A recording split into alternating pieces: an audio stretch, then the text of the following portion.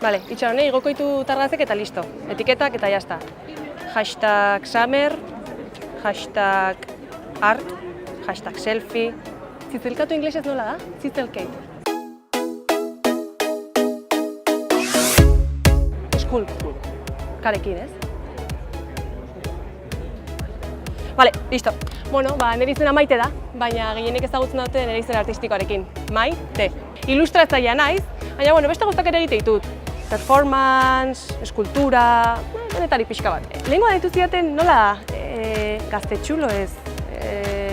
Hori, hiru txulo, bai. Aizu, haindik existitzen da, Joder.